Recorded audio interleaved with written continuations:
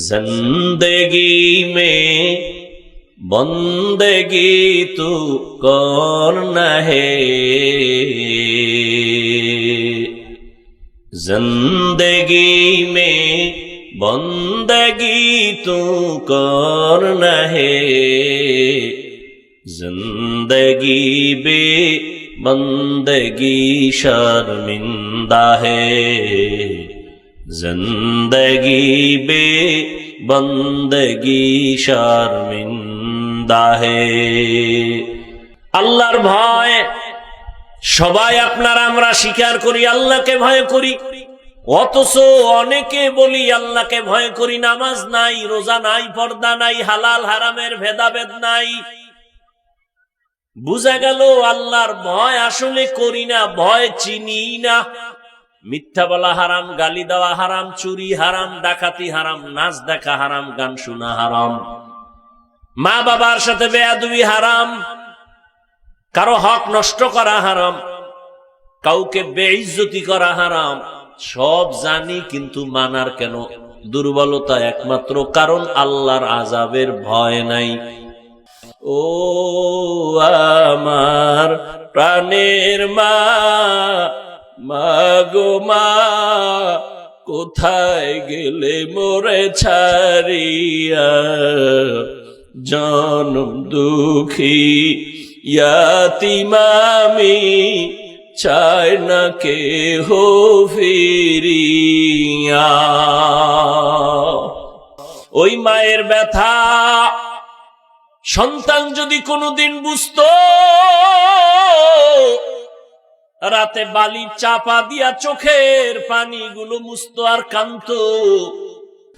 মায়ার নবী বলেন, জিবরাইল এদের মারিও না, এরা আমাকে চিনে না, এরা জানে না আমি মক্কার কত বড় অসহায়, কত বড় ইতিম। ওরা যদি জানতো আমি জীবনে বাবা দেখি নাই, বাবার আদর পাই নাই, বাবা বলে ডাক দিতে পারি নাই, আমি 6 বছরে মা হারা অসহায়। একটা সন্তান বিপদে পড়লে বাবারে টেলিফোন করে, বাবা আসো, বিপদে পড়ে আছি, একটু আসো। ওরে মা থাকলে টেলিফোন করে, মা একটু কলিজা দিয়া দোয়া করিও, কারণ সন্তানের জন্য এই জীবনে মা বাবা ছাড়ার দোয়ার কোনো জায়গা নাই। ওরে যার বাবা নাই তার দোয়ার দরওয়াজা একটা বন্ধ, ওরে যার মা নাই তার দোয়ার দরওয়াজা দুটোটাই বন্ধ হয়ে গেল। মায়ার নবী কাঁদেন আর বলেন, জিবরাইল আমার এই পরিমাণ আঘাত করেছে, ওই কাফেরদের মারিও না, এরা আমাকে চিনে না। সত্যনের মশালবাহী প্রিয় মনীষীদের পাপড়ি টিভি। আলহামদুলিল্লাহ, আলহামদুলিল্লাহিল্লাযী জাআলা আশ-শামসা ওয়াল কমারা বিহুসবান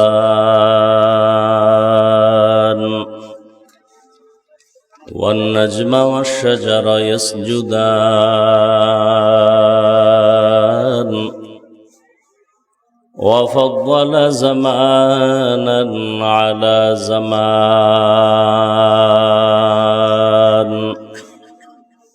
كما فضل مكانا على مكان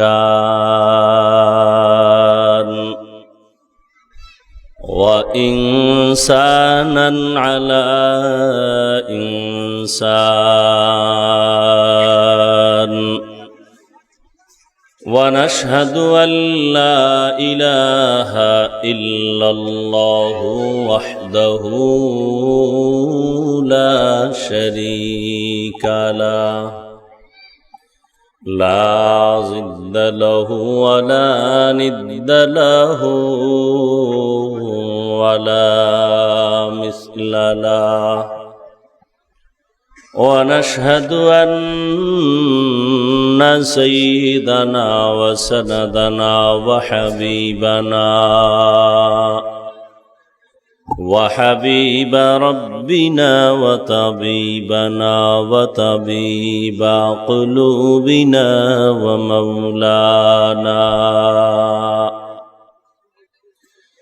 ومولانا محمدا عبده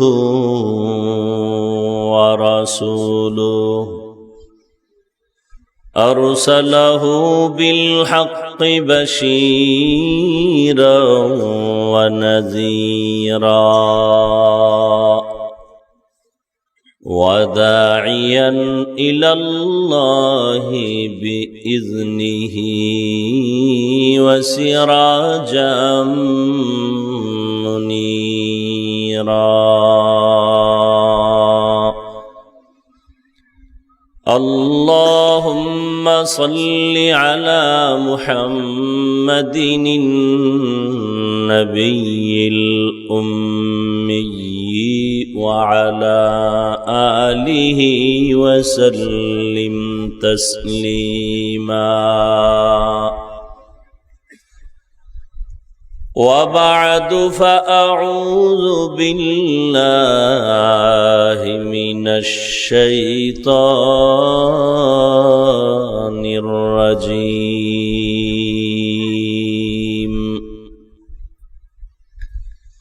بسم الله الرحمن الرحيم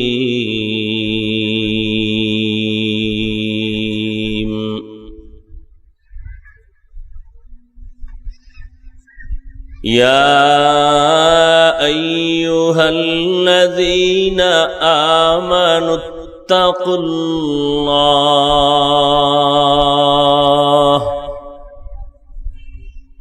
يا أيها الذين آمنوا اتقوا الله حق تقاته ولا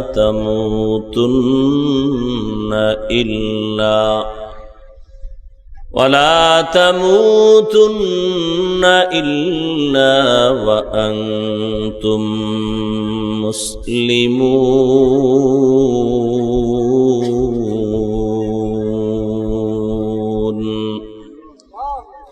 وقال رسول الله صلى الله عليه وآله وسلم ألا كلكم راعٍ وكلكم مسؤول عن رعيته أو كما قال النبي عليه الصلاة والسلام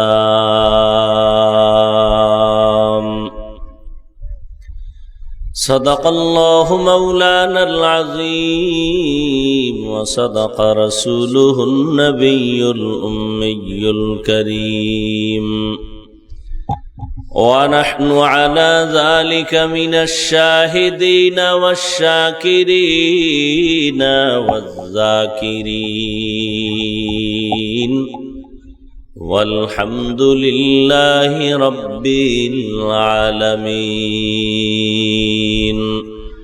سبحانك لا علم لنا إلا ما علمتنا إنك أنت العليم الحكيم رب اشرح لي صدري ويسر لي أمري واحلل عقدة من لساني يفقه قولي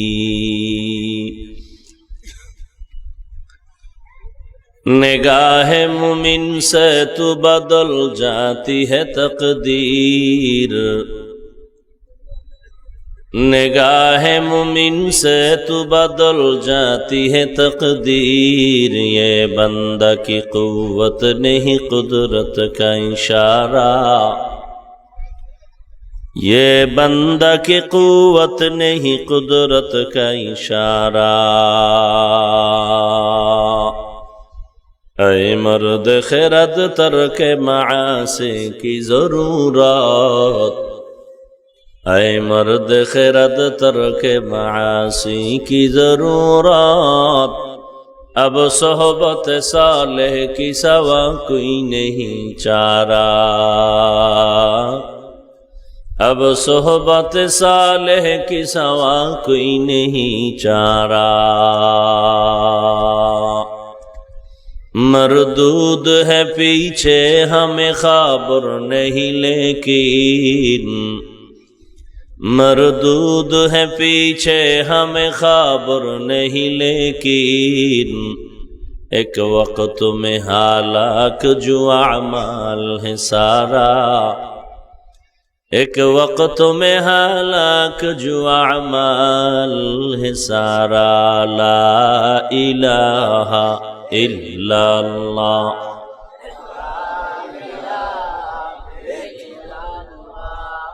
ला इलाहा इल्लल्लाह, ला इलाहा इल्लल्लाह, ला इलाहा इल्लल्लाह, ला इलाहा इल्लल्लाह, ला इलाहा इल्लल्लाह, ला इलाहा इल्लल्लाह, ला इलाहा इल्लल्लाह, ला इलाहा इल्लल्लाह, ला इलाहा इल्लल्लाह, ला इलाहा इल्लल्लाह, ला इलाहा इल्लल्लाह, ला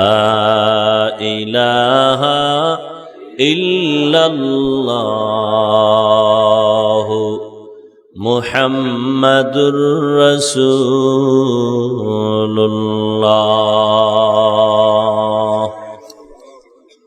দক্ষিণ মৈশাদী নুরানী তালিমুল কোরআন হাফিজিয়া মাদ্রাসা কর্তৃক আয়োজিত 2 দিন ব্যাপী বার্ষিক ইসলামী মহাসম্মেলন, মহতি এ সম্মেলনে উপস্থিত মুহতারাম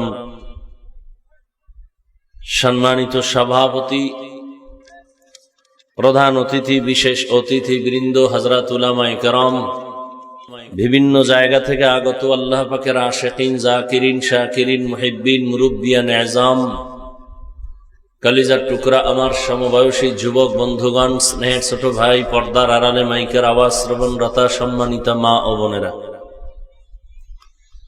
আল্লাহ পাকের দরবারে শুকর যে আল্লাহ আমাদেরকে সুস্থ রেখেছেন এবং পৃথিবীর শ্রেষ্ঠ মজলিস, উলামায়ে আহলে হকের মজলিস, গুনাহ মাফের মজলিস, তওবা কবুলের মজলিসে দয়াময় রব্বুল আলামিন হাজির হওয়ার তৌফিক দান করেছেন। নিয়ামতের শুকর আদায়ার্থে ঈমানের আওয়াজ উঁচু করে সকলেই কালিমাতুশ শুকর উচ্চারণ করি, আলহামদুলিল্লাহ। দরুদ ও সালাম সৈয়দুল মুরসালিন, রাহমাতুল লিল আলামিন, শফিউল মুজনিবিন, খাতামুন নবিয়্যিন, সৈয়দুস সাকালাইন, ইমামুল মুরসালিন, শফিউ আযম, রাসূল আকরাম, রহমত আলম, নবিয়ুল আরব আল আজম, হাবিব কিবরিয়া, আশরাফুল আম্বিয়া, সৈয়দুল আম্বিয়া, শফিউ মাহশর, साक़ी कौसर, आका नामदार, मदीना का ताजदार, आफताब नबूवत, फ़ख्र मौजूदात, सैयदुल मखलूक़ात, हज़रत मुहम्मदुर रसूलुल्लाह। सबाई मोहब्बते आबार पड़ें, একবার সাল্লাল্লাহু আলাইহি ওয়া আলিহি ওয়াসাল্লাম পড়েছেন, সাথে সাথে 3টা পুরস্কার আল্লাহর থেকে পেয়ে গেছেন। প্রথম পুরস্কার 10টা গুনাহ মাফ হয়ে গেছে, দ্বিতীয় পুরস্কার 10টা নেক আমলনামায় যোগ হয়েছে, তৃতীয় পুরস্কার আল্লাহর দরবারে আপনার মর্যাদা 10 গুণ বেড়ে গেছে। বেশি বেশি দরুদের আমল করলে দুনিয়ারও লাভ আছে, আখেরাতের তো আছেই। দরুদ এমন একটা ফজিলতপূর্ণ ওজিফা, আমল, যদি লাগাতার এই দরুদের আমল করে ঘুমানো যায় তো ইনশাআল্লাহ ঘুমের মধ্যেই রসুলের সাথে মোলাকাত হয়ে যায়। ইনশাআল্লাহ। সেই ইয়াকিন, সেই বিশ্বাস নিয়ে পড়তে হবে। প্রতিদিন কতবার?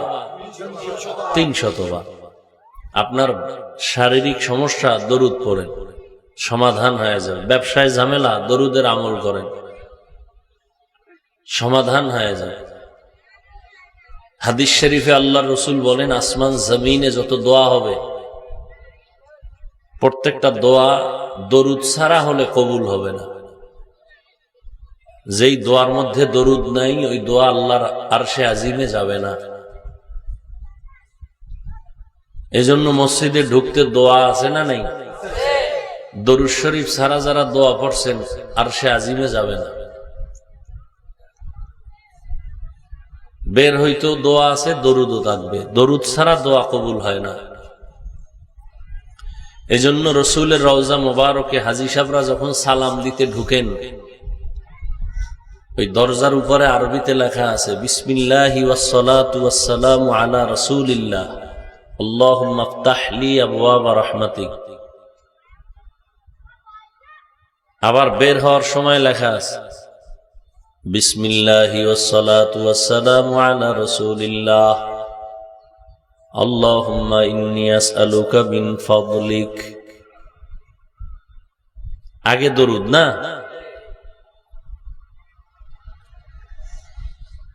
হায় হায়, আল্লাহ আমাদেরকে বেশি বেশি দরুদের আমল করার তৌফিক দান করেন। 2 দিন ব্যাপী মাহফিল শুরু হবে আসরের পরে। আপনারা মাগরিবের পর থেকে আস্তে আস্তে আসবেন। তো এই প্রোগ্রাম যারা পরিচালনা করেন, আয়োজনকারী, আমার খুব প্রিয় সবাই, বিশেষ করে আজকে কষ্ট করে আসছি শুধু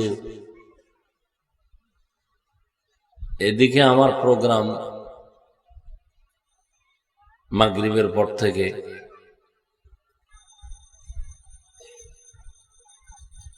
তার আম্মাজান দুনিয়া থেকে বিদায় হয়ে গেছেন কিছুদিন আগে। একটা অন্তরের আত্মার সম্পর্ক, জিয়ারতের জন্য মাহফিলের উপলক্ষেই আজকে কষ্ট করে আসা। আল্লাহ মাহফিল কবুল করেন। এক সময় আমি মাহফিলে এখানে ছিলাম, আসতাম, তার মা রান্না করে খাওয়াইতেন, কষ্ট করতেন, দোয়াও করতেন। আজকে সুন্দর ফুটন্ত গোলাপ ফুলের বাগান আছে, কিন্তু যাদের চোখের পানি দোয়ায় এ বাগান সাজলো, তারা আর নাই। আল্লাহ পাক তাদের কবরকে জান্নাতের উঁচু মাকাম বানায় দেন। আজকের এই মাহফিল পুরা এলাকার জন্য হেদায়াতের জরিয়া বানায় দেন। তারা যে কয়জন ভাই এখানে আছেন, আল্লাহ পাক মিলেমিশে দ্বীনের উপরে শান্তির জীবন যাপন করার তৌফিক দান করেন। মাদ্রাসা এখানে আছে, মসজিদ আছে, আল্লাহ পাকে মাদ্রাসা মসজিদকে কবুল করেন, মুসিবত থেকে আল্লাহ হেফাজত করেন। কুরআনে হাকীমের সূরা আলে ইমরানের এক আয়াতে কারীমা তিলাওয়াত করেছি। নবীজির হাদিস থেকে একটি হাদিস পড়েছি।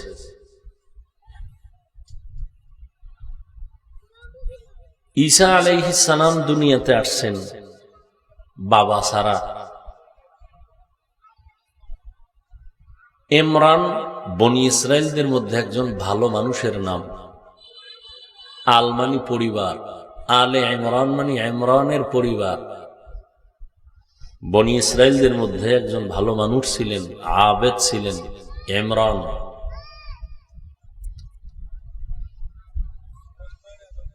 তিনি আল্লাহর কাছে দোয়া করেছিলেন যে একটা ছেলে সন্তান যদি তার হয়, তাহলে সন্তানটাকে মসজিদে আকসা, ফিলিস্তিনের মুসলমানের প্রথম কিবলা, ওই মসজিদের খাদেম হিসেবে বানায় দিবেন। আল্লাহর কুদরত, ছেলে হয় নাই, হইছে মেয়ে, নাম মারিয়াম। নাম কি? মারিয়াম। এখন মান্নত করেছিলেন, তখন জায়েজও ছিল, মসজিদের খাদেম হবে, এখন তো ছেলে হয় নাই, কি করা? জামানার নবী জাকারিয়া আলাইহিস সালাম মারিয়ামের খালু, পরামর্শের মাধ্যমে সিদ্ধান্ত নিলেন মারিয়ামকেই মসজিদের এক পার্শ্বে রেখে দাও, তবে তার ভরণ পোষণ খাওয়ন দাওয়ানের জিম্মেদারি কে নিবে? লটারি দাও। জাকারিয়া আলাইহিস সালামের নাম চলে আসলো। জাকারিয়া আলাইহিস সালামের আবার কোনো সন্তান নেই, তো মারিয়াম আলাইহিস সালামকে মসজিদুল আকসার এক পার্শ্বে বাহির সাইড ওখানে দিলেন, ওখানে থাকে। অনেক বড় ইতিহাস, আপনারা অনেকে শুনছেন। একদিন মারিয়াম ওখানে আসেন, দেখতেছেন জাকারিয়া খবর নিতে গিয়ে সামনে সুন্দর ফল, সুন্দর সুন্দর ফল, তো জিগাইল মারিয়ামে ফল কই পাই? বলে আল্লাহ দিছেন, আর ফলের মৌসুমও না, মৌসুম ছাড়া ফল পাই না কই? আল্লাহ দিছেন। জাকারিয়া আলাইহিস সালামের অন্তরে একটা ধাক্কা লাগছে, তোমারে যদি আল্লাহ মৌসুম ছাড়া ফল দেয়, তা আমারে আল্লাহ একটা সন্তান দিতে পারে না? কান্না শুরু করলেন। আল্লাহ একটা সন্তান দিলেন, ইয়াহইয়া নাম রাখলেন ইয়াহইয়া। আর ওদিকে মারিয়ামের গর্ভে আল্লাহ আবার সন্তান দিলেন, ঈসা আলাইহিস সালাম। পুরা এলাকার মানুষ গরম হয়ে গেল, বাপ ছাড়া সন্তান কেমনে আসলো? মারিয়ামের উপরে অত্যাচার শুরু হয়ে গেল এক পর্যায়ে। শেষ পর্যন্ত সমাধান কে দিবে? আল্লাহ জানায় দিলেন, মারিয়াম তুমি বলে দাও মানুষকে যে আমি রোজাদার, আনা সায়েম। ওই সময় রোজার নিয়ম ছিল কথা বললে রোজা ভেঙে যাবে। এই নিয়মটা আঙ্গইলে উভয় কি হইত? হ্যাঁ, ইফতারির টাইমে বাজার মিলায় ফেলা, ইফতারির মজলিসে মসজিদে চিল্লাইলেও কেউ থামে না, আজান হুনে না, এত বগর বগর করে এই ইফতারির সময় আজানও হুনে না। 2 মিনিট চলে গেছে, আজান কই তো হয়ে গেছে, তুমি চিল্লাইছো যে টের পাও নাই। ওই সময় কথা বললে রোজা ভেঙে যাবে। মারিয়ামকে জিজ্ঞাসা করলো, এই বাচ্চা কই পাইছো? বলে আনা সায়েম, আমি রোজাদার। বাচ্চাকে জিজ্ঞাসা করো, বলে বাচ্চা কি কথা বলতে পারে? বলে জিজ্ঞাসা করার দায়িত্ব তোমার। এবার কোলের শিশু ঈসাকে জিজ্ঞাসা করে, তোর বাপকে? ঈসা আলাইহিস সালাম মায়ের কোলে জবাব দিতেছেন, আনা আব্দুল্লাহ, আমি আল্লাহর গোলাম। আতানিয়াল কিতাব, আল্লাহ আমাকে কিতাব দিছেন। এরপর অত্যাচার, ওখান থেকে এই ঈসা নবীর ভক্তবৃন্দ 2 দল হয়ে গেছে এক পর্যায়ে। এক দল হইছে ডাকাত, আর এক দল হইছে বেয়াদব। বেয়াদব যারা, তারা বলে ঈসা নবীর বাপ আল্লাহ, আর আল্লাহর স্ত্রী মারিয়াম। আর ডাকাত যেডি, ওডি বলে ঈসার কোনো যেহেতু বাপ নাই, সেহেতু ঈসা হলো জারস সন্তান। এখান থেকে খ্রিস্টান 2 দল হয়ে গেছে। আর ইহুদি যারা, এরা মুসা নবীর উম্মত হওয়ার দাবিদার। খ্রিস্টান ঈসা নবীর উম্মত, ইহুদি মুসা নবীর উম্মত। এই দোনো দল মিলে এরা সবাই বনি ইসরাইল। ইউসুফ নবীর বাবা ইয়াকুব আলাইহিস সালাম, ইয়াকুব নবীর আরেক নাম ছিল ইসরাইল। ইসরা মানি বান্দা, ইল মানি আল্লাহ। আল্লাহর বান্দার বনি মানি আওলাদ। তো ইয়াকুব নবীর পরবর্তী যত সংসার, সম্পদ, সন্তান সব বনি ইসরাইল। এরা 2 দলে ভাগ করা, ইহুদি আর কি খ্রিস্টান। তো আল্লাহ পাক রব্বুল আলামিন ইমরানের নামে সূরার নামকরণ করে দিলেন আলে ইমরান। এই সূরার একটি আয়াত আমি আপনাদের সামনে পড়েছি। আল্লাহ বলেন, ইয়া আইয়ুহাল্লাযীনা আমানুত্তাকুল্লাহা হাক্কা তুকাতিহ, হে দুনিয়ার মুমিন, তোমরা আল্লাহকে ভয় করো হক আদায় করে ভয় করার মতো। ওয়ালা তামুতুন্না ইল্লা ওয়া আনতুম মুসলিমুন, এবং তোমরা কেউ মৃত্যুবরণ করিও না মুসলমান না হওয়া পর্যন্ত।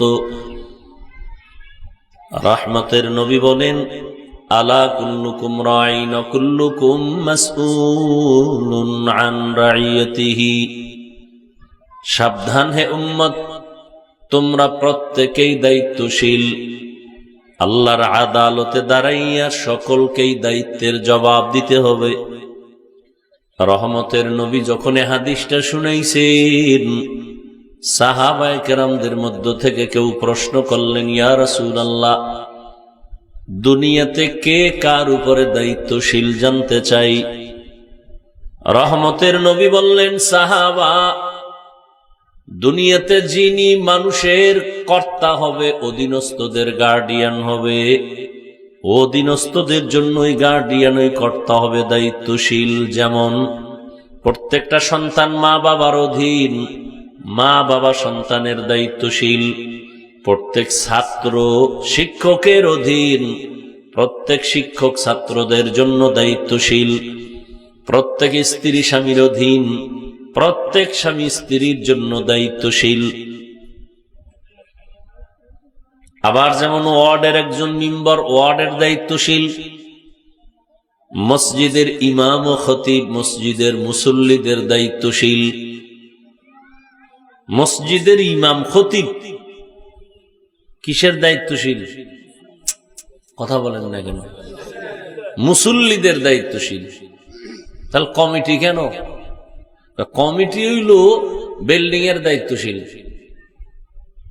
মসজিদ কয়তলা বানাবে, সুন্দর করবে, রং লাগবে, পানি লাগবে, বাতি লাগবে, যা লাগবে এর দায়িত্ব কমিটির। আর মুসল্লিদের ধর্ম নিয়ে, নামাজ নিয়ে যাবতীয় বিষয়ে দায়িত্ব পালন করবে ইমাম ও খতিব। আপনার ইমাম গো খতিব গো কোনো দায়িত্ব নেই, এখন রিমান্ডে রাখে সবাই। ইমাম গো চালায় কমিটির অনেক লোকেরা, আছে না নাই?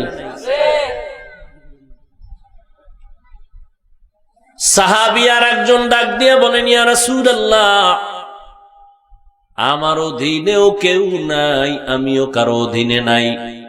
আমার মা নাই, বাবা নাই, সন্তান নাই, পরিবারের কেউ নাই, আমি একা, আমার কোনো দায়িত্ব আছেনি। রহমতের নবী বললেন, সাহাবী, আপনি আপনার অঙ্গ প্রত্যঙ্গের দায়িত্বশীল।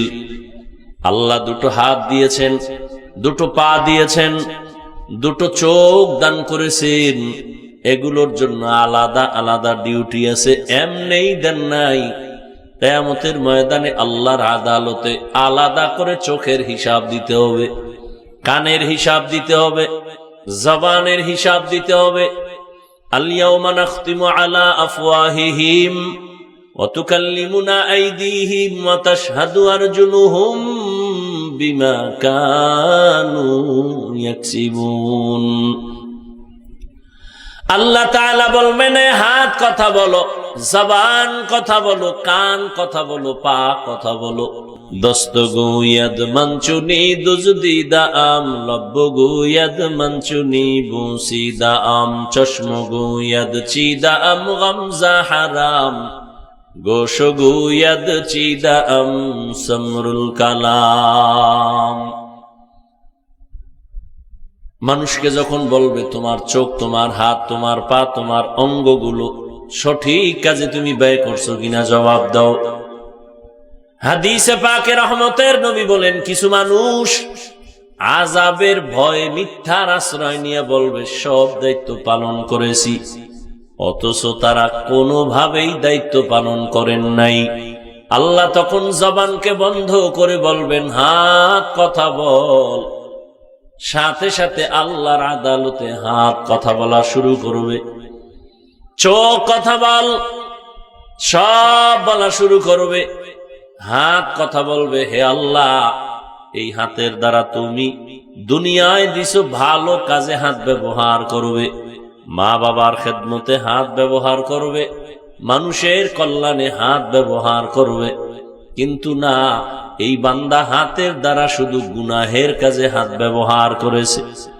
চোখ দিয়েছো তুমি ভালো কাজে ব্যবহার করার জন্য, এই চোখ দিয়া মা দেখবে, বাবা দেখবে সওয়াব, এই চোখ দিয়া বাইতুল্লাহর দিকে তাকায় থাকবে সওয়াব, এই চক্ষু দিয়া আল্লাহর কোরআন দেখবে সওয়াব, এই চোখ দিয়া আল্লাহর কুদরত দেখবে সওয়াব।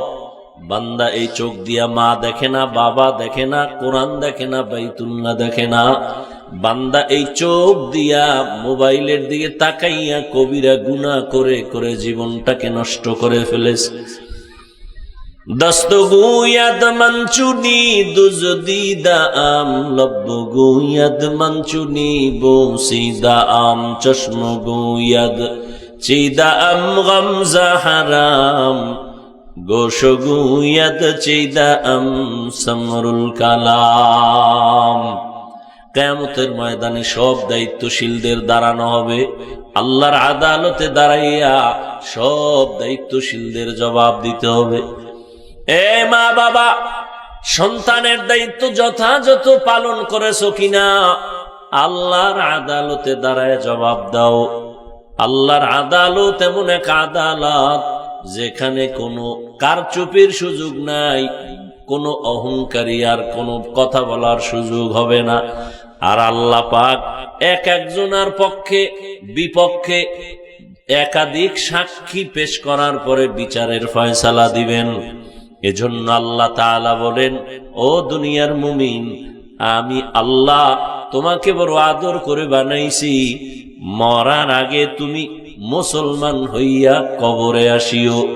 ইয়া আইয়ুহাল্লাযীনা আমানুত্তাকুল্লাহা হাক্কা তুকাতিহ, ও দুনিয়ার মুমিন, তোমরা আল্লাহকে ভয় করো, হক আদায় করে ভয় করার মতো। সাহাবায়ে কেরাম পেরেশান হয়ে গেলেন, আল্লাহ যত বড় ওই পরিমাণ হক আদায় করে কোনো বান্দার ভয় করা অসম্ভব। রহমতের নবীর সামনে গিয়া দাঁড়ালেন, ইয়া রাসূলুল্লাহ, আল্লাহ যত বড় ওই পরিমাণ ভয় করা সম্ভব না।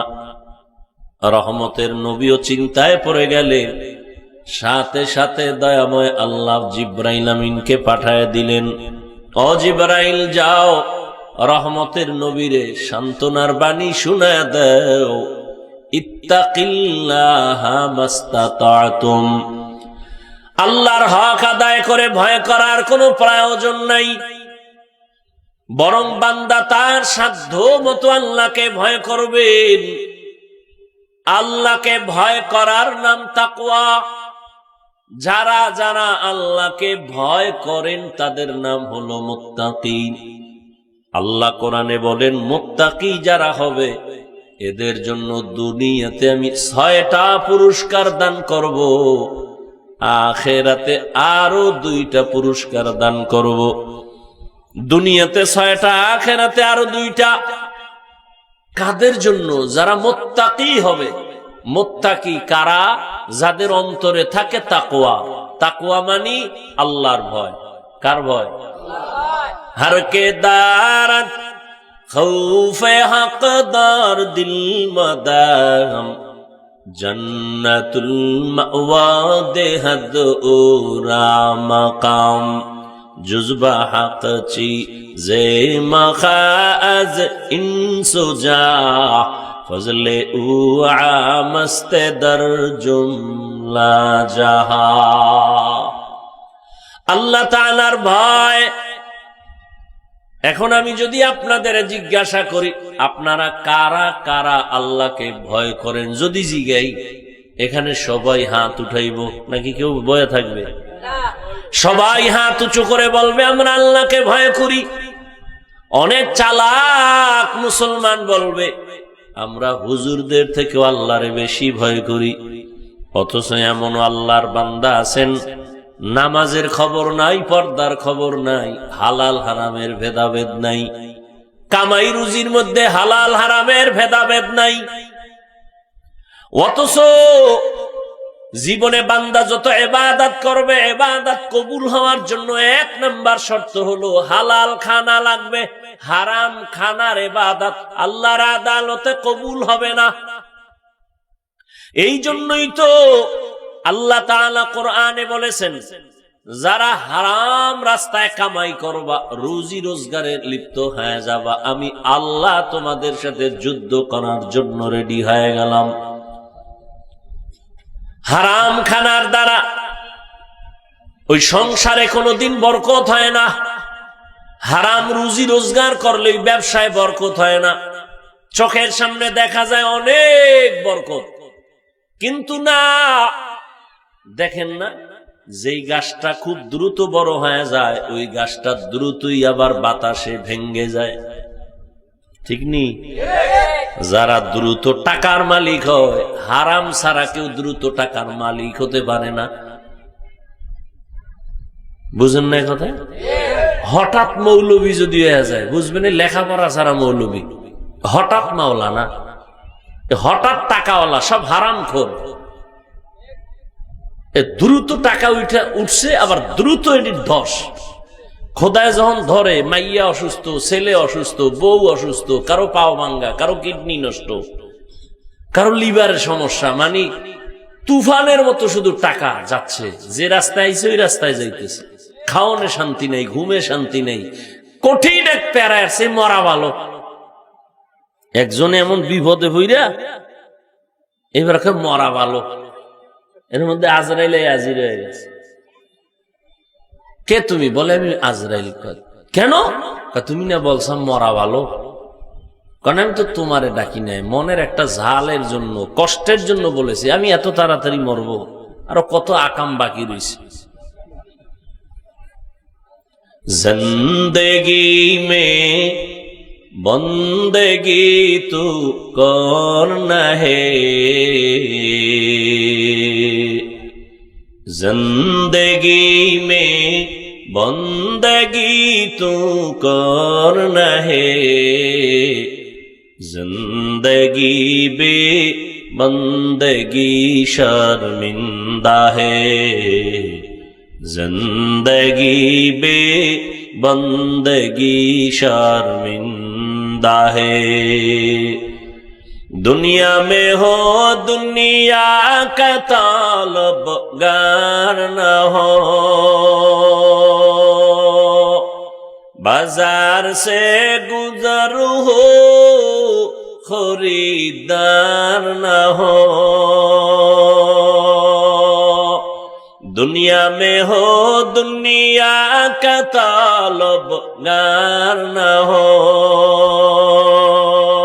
बाजार से गुजर हो खरीदार न हो। ये दुनिया एक मिसले कागज फूल है, ये दुनिया एक मिसले कागज फूल है, जिंदगी में बंदगी तू करना है, जिंदगी में बंदगी तू करना है, जिंदगी बे बंदगी शर्मिंदा है, जिंदगी बे बंदगी शर्मिंदा है। আল্লাহর ভয় সবাই আপনারা আমরা স্বীকার করি, আল্লাহকে ভয় করি। অথচ অনেকে বলি আল্লাহকে ভয় করি, নামাজ নাই, রোজা নাই, পর্দা নাই, হালাল হারামের ভেদাভেদ নাই। বুঝা গেল আল্লাহর ভয় আসলে করি না, ভয় চিনি না। একজনে সাপ রে বড় ভয় করে, তার মানে সে সাপ কোনোদিন ধরবে না, সাপ যেখানে থাকবে সেখানেও যাবে না। একটা সন্তান মা বাবাকে ভয় করে, তার প্রমাণ মা বাবার সামনে সন্তান অন্যায় করে না। একটা ছাত্র শিক্ষকের ভয় করে, তার প্রমাণ শিক্ষকের সামনে অন্যায় করে না। ঠিক এই দুনিয়ায় যে মানুষ আমার আল্লাহর আযাবের ভয় করবেন, গলায় ছুরি লাগাবে, দাড়ির মধ্যে কখনো ছুরি লাগাবে না। হরকে দারাত খৌফে হকদার দিল মাদাম জন্নতুল মাওয়া দেহদ ও রামাকাম জুজবা হকচি জে মখাজ ইনসো যা ফজলে উ আমস্তে দর জুমলা জাহা। আল্লাহ পাকের ভয় যাদের অন্তরে আসবে, জীবন চলে যাবে, গুনাহ করবে না। অনিচ্ছায় যদি গুনাহ হয়ে যায়, তওবা করতেও দেরি করবে না। আল্লাহর আযাবের ভয়, আল্লাহর শাস্তির ভয়, এই ভয়টা না থাকার কারণে আমি মাওলানা হইয়াও আমার কথার ব্যালেন্স ঠিক থাকে না, চলাফেরা ঠিক থাকে না। আপনারও হালাত কি ভয় না থাকার কারণে? এত বয়ান চলতেছে, দাওয়াত তাবলীগের বয়ান, পীর সাহেবদের বয়ান, বক্তাদের বয়ান, এত বয়ান যা আমরা করি আপনারা তো আরো বেশি জানেন।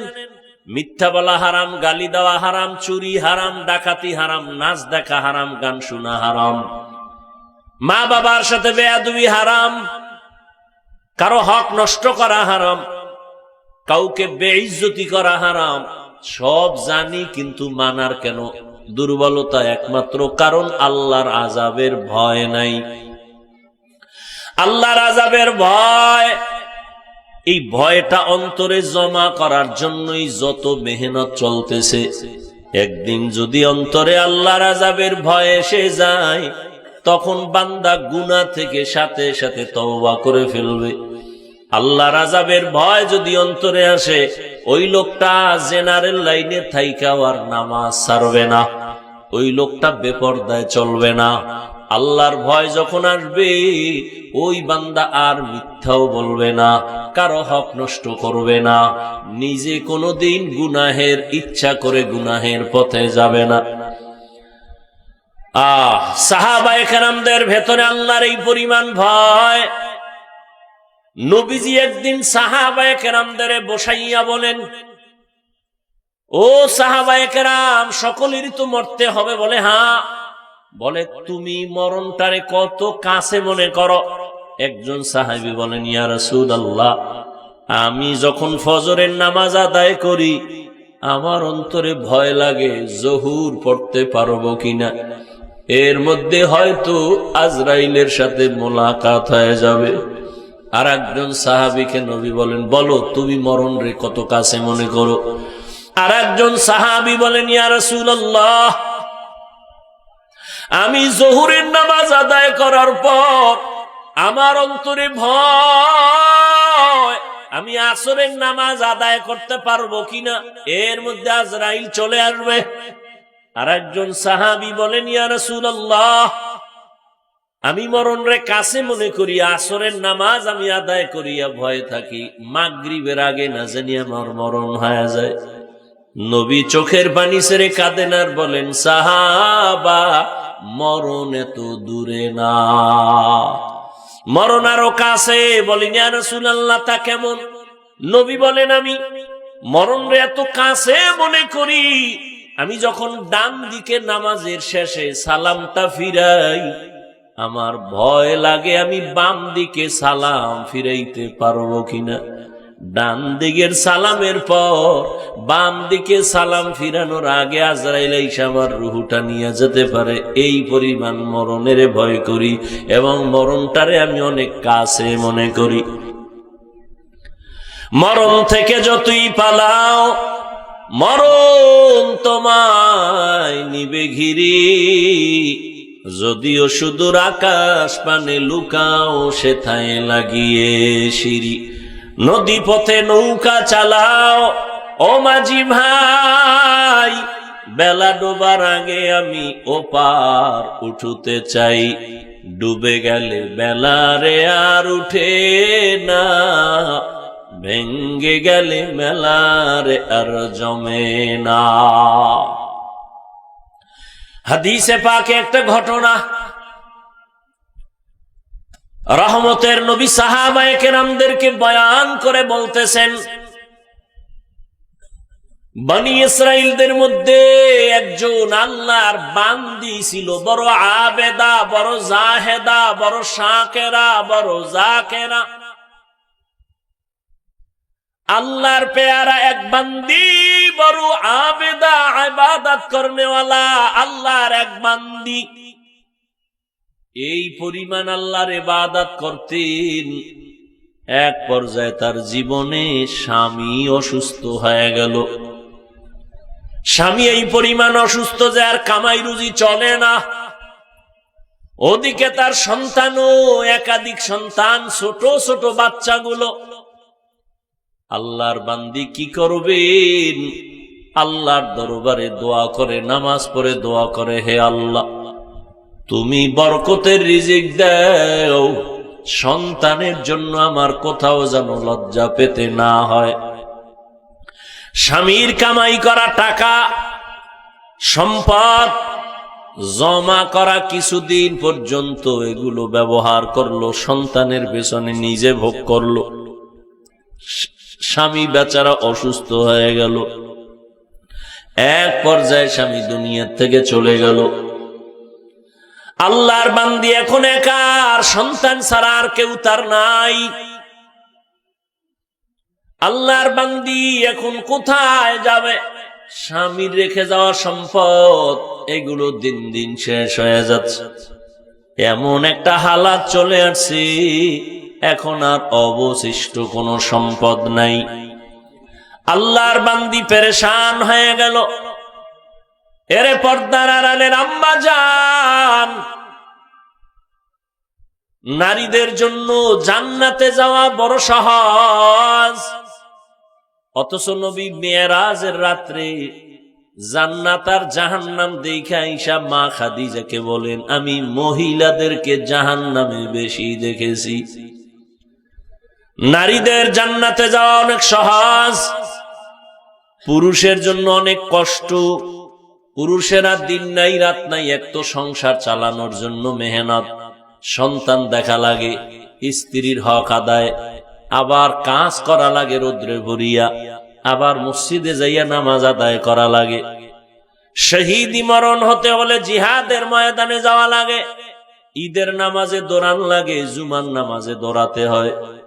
আল্লাহর নবী কয়, একজন নারী এত শান্তির জিন্দেগি আল্লাহ তাকে দান করেছেন, জুমার নামাজে না গিয়া, ঈদের নামাজে না গিয়া, জিহাদের ময়দানেও না গিয়া, একজন আল্লাহর বান্দি ঘরের মধ্যে থাইকা সন্তানগুলো যদি লালন পালন করে মানুষ বানায়, স্বামীর খেদমত করে আর মালগুলো হেফাজত করে, স্বামীর মাল খেয়ানত করে না, আল্লাহর কাছে নামাজ পড়ে পড়ে দোয়া করবে, হে আল্লাহ আমার স্বামীর হায়াত বাড়াও, কামাই রুজিতে বরকত বাড়াও।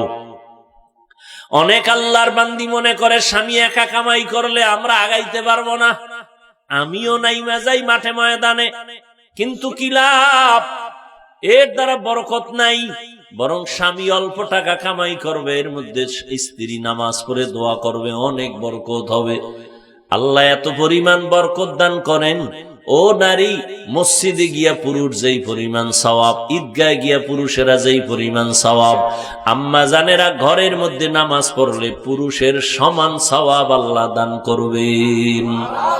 আতিনা ফি দারে দুনিয়া না হাসান, আতিনা ফি দারে উকবানা হাসান, ইয়া গিয়াসাল মুস্তাগীসিন ইহদিনা লাফতিখারা বিল উলুমি ওয়াল গিনা। হর গোরি দে নেকো তু তৈয়ার হে, जो न मांगे उससे तू बेजार है। আল্লাহর বান্দি স্বামীর রেখে যাওয়া সম্পদও শেষ হয়ে গেল। ওদিকে তার সন্তান ছোট ছোট বাচ্চা, মা দিকে আবার ইবাদত করনেওয়ালা নারী, বেপরদা নারী না, তার চেহারার মধ্যে বেগানার কোনো নজর নাই। একটা নারীর জন্য জীবনের সফলতা বেগানার থেকে নিজেকে হেফাজত রাখবেন। ওই আল্লাহর বান্দি পেরেশান হয়ে গেল। একদিন, দুদিন, 3 দিন আর কত কষ্ট সহ্য করা যায়। ওদিকে সন্তানগুলোর হালাত বড় দুর্বল।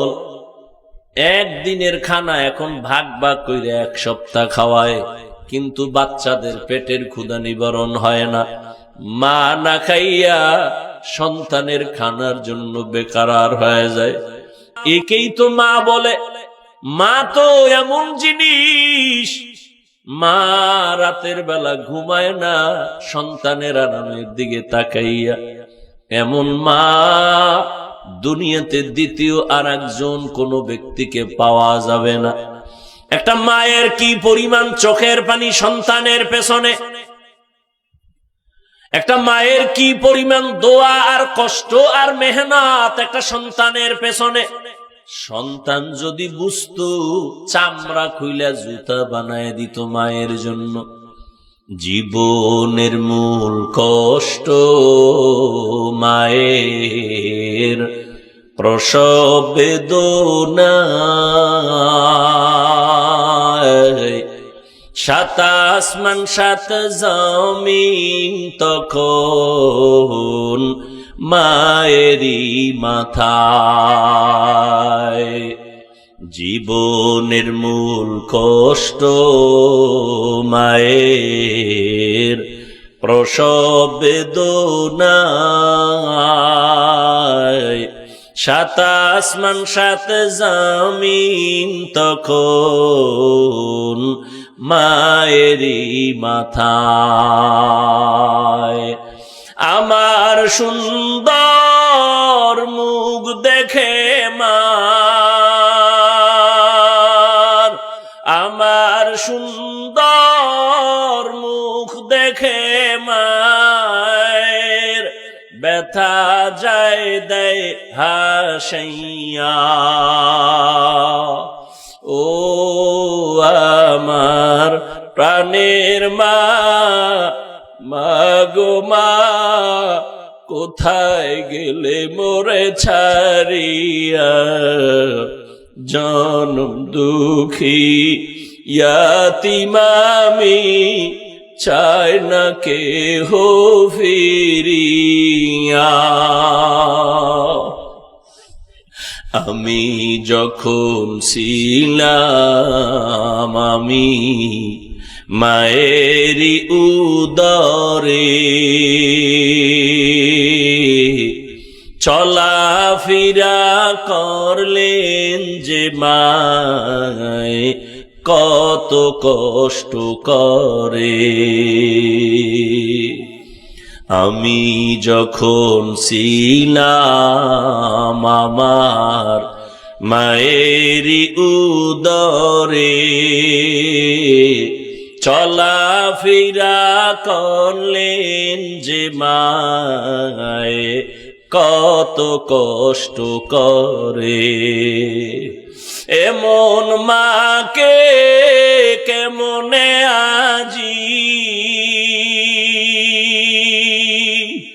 এমন মাকে কেমনে আজি যাব আমি ভুলিয়া। ও আমার প্রাণের মা, মাগো মা, কোথায় গেলে মোরে ছাড়িয়া?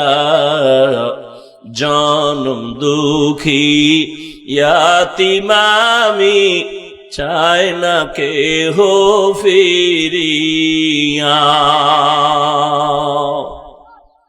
মাগো আমি এতিম বলে সবাই দেয় তারাইয়া, দুঃখের সাথে দিন কাটাই মা পেটে ক্ষুধা নিয়া।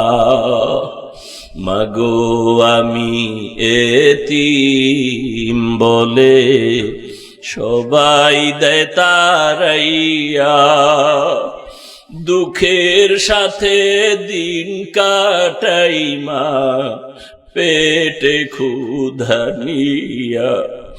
ঘুমের মাঝে মাকে দেখে, ঘুমের মাঝে মাকে দেখে, কেন্দে দেই বুক ভাসাইয়া। ও আমার প্রাণের মা, মাগো মা কোথায় গেলে মোরে ছাড়িয়া। জনম দুঃখী ইয়াতীম আমি, চায় না কেহ ফিরিয়া। ওই মায়ের ব্যথা সন্তান যদি কোনোদিন বুঝতো, রাতে বালি চাপা দিয়া চোখের পানিগুলো মুছতো আর কাঁদতো। আম্মাজান আয়েশা একদিন আমার নবীকে জিজ্ঞাসা করলেন, ইয়া রাসূলুল্লাহ, মাঝে মাঝে দেখি আপনি আমার হুজরায় বসে বসে কান্না করেন, কারণ কি? আপনার কোনো কষ্ট আপনাকে বারবার কাঁদায়? মায়ার নবী বলেন, হে আয়েশা, তায়েফের ময়দানের কষ্ট আমাকে বারবার চোখের পানি ফেলায় আর কাঁদায়, কারণ আমি তায়েফের ময়দানে কালেমার দাওয়াত দিতে যখন যাই, ওই কাফেরেরা ছোট ছোট বাচ্চাকে আমার পেছনে লেলিয়ে দিল পাথর মারার জন্য। বাচ্চাগুলো আমার গায়ে বৃষ্টির মতো পাথর মারতেছে, আর রক্ত পড়ে পড়ে আমার জুতা আটকায় গেছে। আল্লাহ বেজার হয়ে গেলেন, আর একদল বাচ্চারা আমাকে হাসি ঠাট্টা করে গালি দেয়। আমি আসমানের দিকে তাকায় তাকায় কান্না করি।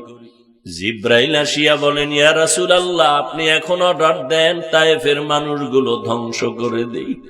মায়ার নবী বলেন, জিব্রাইল এদের মারিও না, এরা আমাকে চিনে না, এরা জানে না আমি মক্কার কত বড় অসহায়, কত বড় এতিম।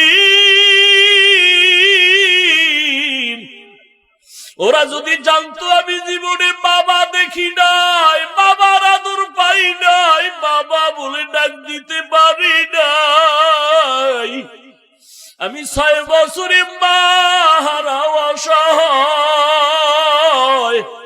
একটা সন্তান বিপদে পড়লে বাবারে টেলিফোন করে, বাবা আসো, বিপদে পড়ে আছি, একটু আসো। ওরে মা থাকলে টেলিফোন করে, মা একটু কলিজা দিয়া দোয়া করিও, কারণ সন্তানের জন্য এই জীবনে মা বাবা ছাড়ার দোয়ার কোনো জায়গা নাই। ওরে যার বাবা নাই তার দোয়ার দরওয়াজা একটা বন্ধ, ওরে যার মা নাই তার দোয়ার দরওয়াজা দুটোটাই বন্ধ হয়ে গেল। মায়ার নবী কাঁদেন আর বলেন, জিবরাইল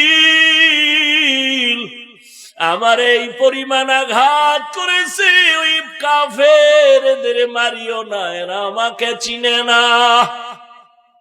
আমারে যদি জানতো আমি মা হারা বাবা হারা বড় অসহায় এতিম সন্তান, ওদের দয়া না হয়ে পারত না। আজ আমি বাবা দেখি না, মা দেখি না, কার থেকে দোয়া নিব? ঈদের নামাজ পড়ি, একটা যুবক কবরের কিনারায় দাঁড়ায় দাঁড়ায় কান্না করে। ও যুবক বাবা, আজকে ঈদের আনন্দ বাদ দিয়ে তুমি কেন কান্না করো? যুবক কান্না করে বলে, ভাই গত বছর আমি যখন ঈদের নামাজের জন্য ঈদগাহে এসে যাই, আমার মা আমার মাথায় হাত দিয়ে দোয়া করেছেন, আমার বাবা আমার পার্শ্বে দাঁড়ায় নামাজ আদায় করেছেন, আজ আমি যখন ঈদের নামাজে ঘর থেকে বের হই, আজ আমি দেখি আমার মায়ের বিছানাটা খালি, বাবার বিছানাও খালি, আমার মা নাই, বাবাও নাই।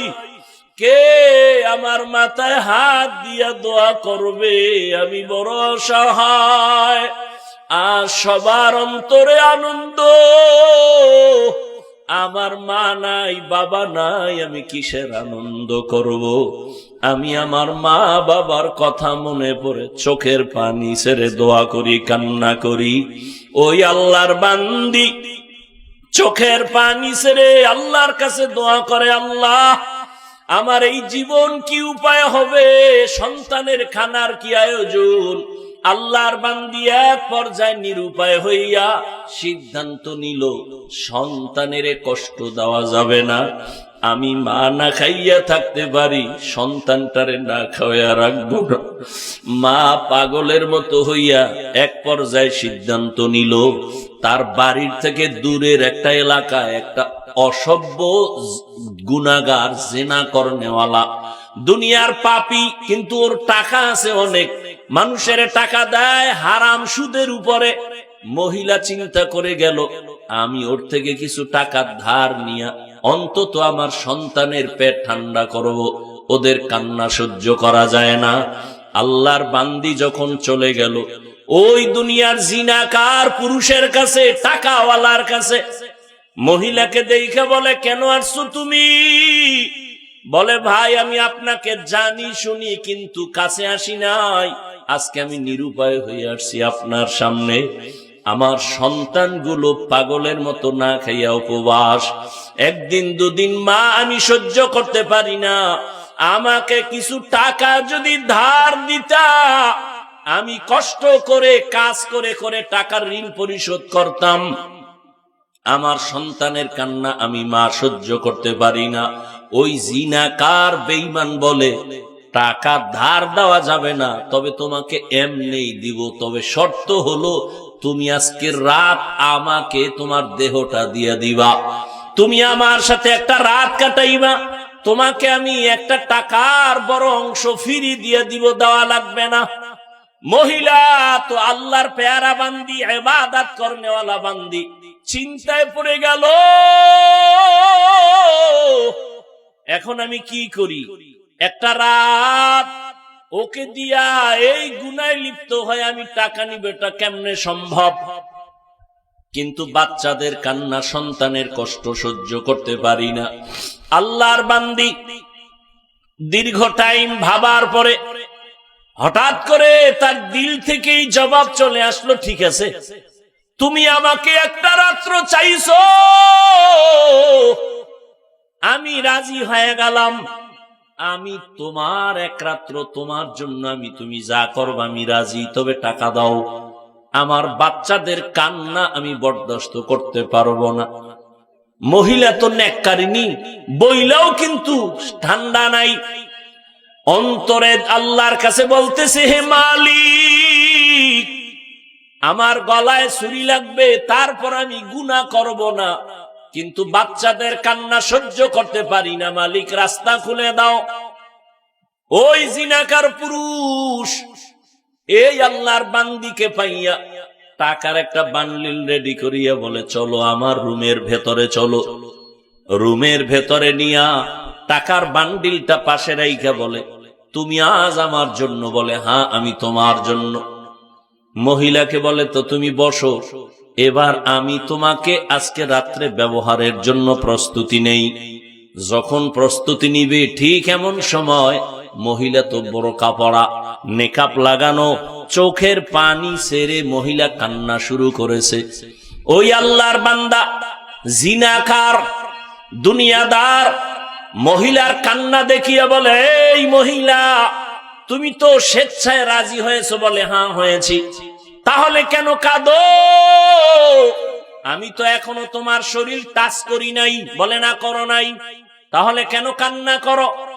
এবার ওই মহিলা কান্না করে আর বলে, ভাই আজকে আমার সন্তানের দিকে তাকাইয়া আমি নিরুপায়, কিন্তু আমার দুঃখ, আমার দুনিয়াতে আসার থেকে আজ পর্যন্ত আমার শরীরে কোনো বেগানের স্পর্শ লাগাই নাই, কোনদিন আমার শরীর কেউ টাচ করে নাই। আজ আমার উপায় কি হবে? আমি আল্লাহর আদালতে কেমনে দাঁড়াবো? তুমি দরওয়াজা জানালা বন্ধ করে দিয়েছো, কিন্তু আমার আল্লাহর দেখার দরজা তো বন্ধ করতে পারো নাই। মহিলার কথা কেমন যেন সুয়ের মতো ওই জিনাকারের কলিজার মধ্যে আঘাত করেছে, এমন ভাবে আঘাত, মহিলার কান্না দেখে বলে, রে ও আল্লাহর বান্দি, জীবনে তুমি কোনদিন কোন পুরুষের স্পর্শ নাও নাই, এমত অবস্থায় তুমি যদি এই পরিমাণ কাঁদো আল্লাহর আযাবের ভয়, তাহলে আমি তো কত বড় বেঈমান, জীবনে কত গুনাহ করেছি, কত নারীর শরীরে স্পর্শ করেছি, তাহলে তো আমার আরো বেশি গলায় রশি লাগায় কান্না করা উচিত। আল্লাহর বান্দা, এলাকার সবাই জানে বড় খারাপ মানুষ।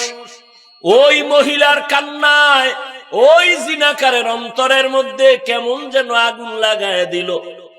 আল্লাহর বান্দা এবার ডাক দিয়ে কয়, যাও, তোমার শরীর আমি স্পর্শ করব না, টাকা নিয়ে যাও, আমার টাকাও ফেরত দেওয়া লাগবে না, তুমি তোমার সন্তানের নিয়ে খানা দানার ব্যবস্থা করো, আর আমার জন্য দোয়া করিও, আমিও যেন এই গুনাহ থেকে বেঁচে যাইতে পারি।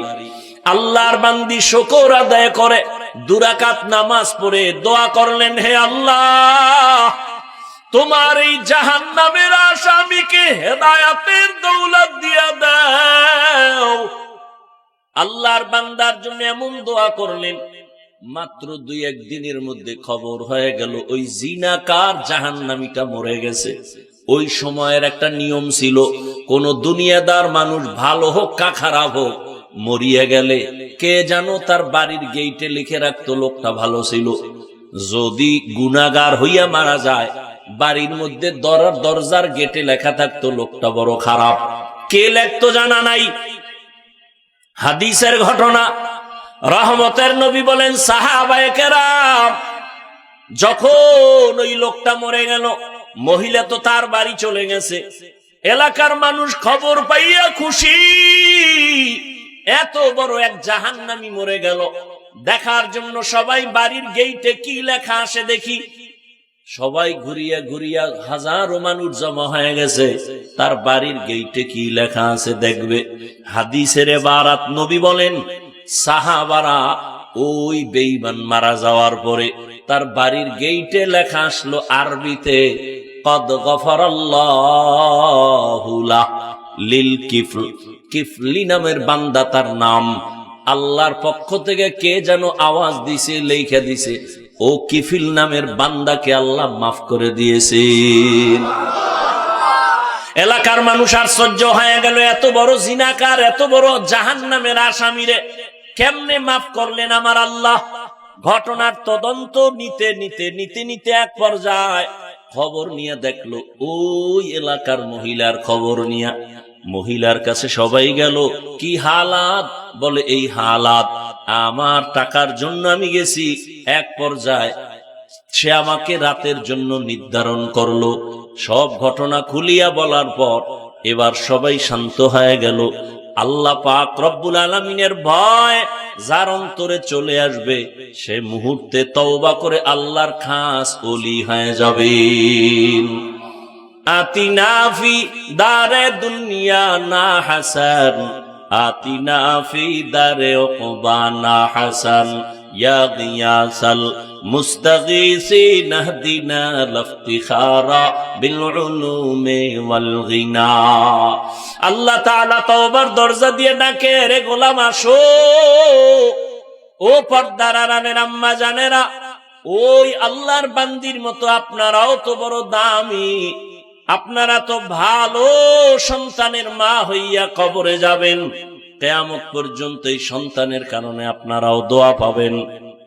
স্বামীর মাল হেফাজত করবেন, 5 বেলার নামাজ আদায় করবেন, আর সন্তানগুলো দিনের পথে রাখবেন, আল্লাহর কাছে দোয়া করবেন, স্বামীর জন্য দোয়া করবেন। স্বামীর মাল আপনারই মাল, অতএব এই টাকা পয়সা যেন গুনার পথে ব্যয় না হয়। সন্তানগুলোকে দিনের পথে রাখবেন, ডাক্তার, ইঞ্জিনিয়ার, প্রফেসর বানাবেন, বাধা নাই। তবে মা বাবা, মুরব্বী, উলামায়ে কেরামের দোয়া নিয়ে চলবে, নামাজ পড়বে, আল্লাহর মোহাব্বত নিয়ে চলবে।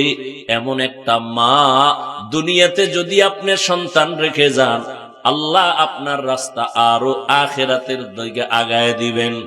ও যুবক বাবারা, বৃদ্ধ বাবাজিরা, জীবনটা দেখতে দেখতে হায়াতের শেষ ভাগে চলে আসছেন। কয়দিন আর বাঁচবেন? চোখের সামনে কত জুয়ান মানুষ চলে যায়। এখন থেকে তৈরি হয়ে যায়, গুনার থেকে তওবা করে। জীবনে তো কম গুনাহ করি নাই, হাতের গুনাহ, চোখের গুনাহ, অন্তরের গুনাহ, জীবনটা শেষ করে ফেললাম। আজকে থেকে তওবা করে নেই, জীবনে আর হাতের দ্বারা গুনাহ করব না, চোখের দ্বারা গুনাহ করব না, জবানের দ্বারা গুনাহ করব না। আল্লাহর কাছে মুহাব্বতের সাথে তওবার নিয়ত করি, সন্তানগুলো দিনের পথে চালাবার জন্য আল্লাহর মুহাব্বত নিয়ে এখন থেকে চেষ্টা করব। ডাক্তার বানালেও যেন কোনোদিন আল্লাহর মুহাব্বত থেকে আলাদা হয়ে না যায়। কত ডাক্তার জেনারেল লাইনের মানুষ দিনের পথে চলে, নামাজ পড়ে, অভাব নাই। আমি কেন পারবো না?